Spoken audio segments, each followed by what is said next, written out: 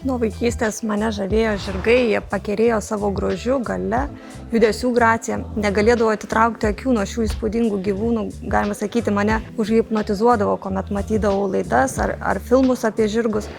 Vaikystėje tiesiog svajojau, kad auginsiu žirgus, įsivaizdavau, kaip jie ganosi laisvėje sodybos pievose. Ir aišku, tą dar svajonę mano sustiprindavo senelio pasakojimai, kaip jo vaikystėje ir jaunystėje jie augino arklius, kokie tie arkliai jiem buvo svarbus ir mylimi gyvūnai. Gaila, bet taip susiklostė, kad vaikystėje lankyti jojimo treniruočių nebuvo galimybių ir palaipsniui tas didelis noras joti prigeso.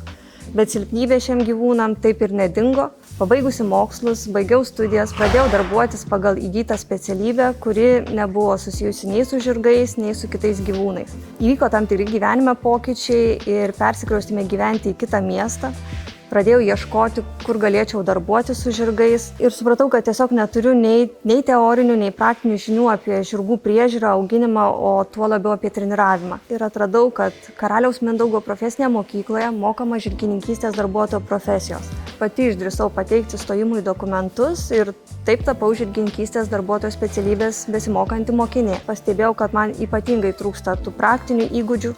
Todėl ieškau žirgyno, kurgi galėčiau savanoriauti, kad būtų galimybė daugiau laiko praleisti žirgų apsuptyje ir didinti praktinės žinias. Padrąsinta kartu ir profesinės mokyklos mokytojų, pradėjau mokytis pameistrystės formą. Pameistrystėje įgyta patirtis suteikė pasitikėjimo ir drąsos toliau sieti ateitį su žirgininkystės profesija, o pabaigus mokymo programą gavau pasiūlymą ir likti dirbti tame žirgyne, kuriame mokiausi pameistrystės formą.